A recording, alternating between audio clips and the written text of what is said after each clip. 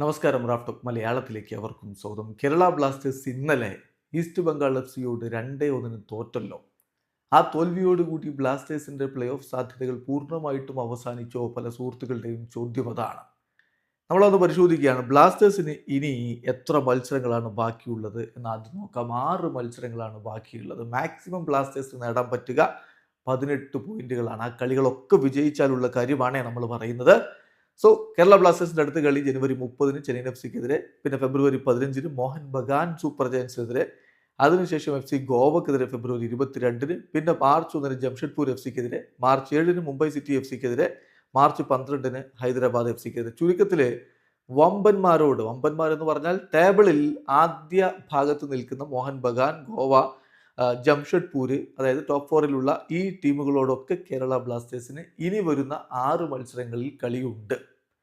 കാര്യങ്ങൾ ഒട്ടും എളുപ്പമല്ല എന്നർത്ഥം. നിലവിൽ 18 കളികളിൽ നിന്ന് 21 പോയിന്റുള്ള ബ്ലാസ്റ്റേഴ്സ് 8ാം സ്ഥാനത്താണ്. ആദ്യ 6 സ്ഥാനങ്ങളിലെങ്കിലും എത്തിയെങ്കിലേ പ്ലേ ഓഫ് കളിക്കാൻ പറ്റൂ എന്ന് നിങ്ങൾക്കറിയാവുന്നതാണല്ലോ. ഇപ്പോൾ 5ാം സ്ഥാനത്തുള്ള നോർത്ത് ഈസ്റ്റ് യുണൈറ്റഡിന് 17 കളികളിൽ നിന്ന് 25 പോയിന്റ്, ഒഡീഷയ്ക്ക് 17 കളികളിൽ നിന്ന് 24 പോയിന്റ്, അവർ 6ാമത്.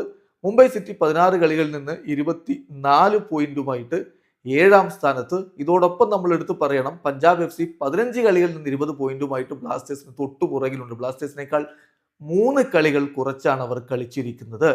സോ ഈ ടീമുകളോടൊക്കെ പോരാടി വേണം കേരള ബ്ലാസ്റ്റേഴ്സിന് പ്ലേ ഓഫിലേക്ക് എത്താൻ. നിലവിൽ തീർച്ചയായിട്ടും ഇത് വളരെ ദുഷ്കരമായിട്ടുള്ളൊരു കാര്യമാണ് എന്നുള്ളതാണ് യാഥാർത്ഥ്യം. ഇനിയുള്ള 6 കളികളിൽ 5 കളികൾ ബ്ലാസ്റ്റേഴ്സിന് വിജയിക്കാൻ കഴിഞ്ഞാൽ ഒരു 36 പോയിന്റിലേക്ക് ബ്ലാസ്റ്റേഴ്സിന് എത്താൻ പറ്റും. അപ്പോൾ ഒരു സാധ്യത അവിടെ ബാക്കിയുണ്ട് എന്ന് പറയാം.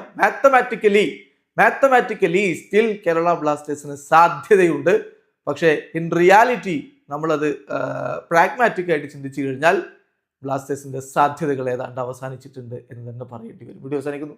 ഫുട്ബോൾ ലോകത്തെ കൂടുതൽ വിശേഷങ്ങളുമായി റാഫ്റ്റോക്സ് കൊണ്ടുവരാം.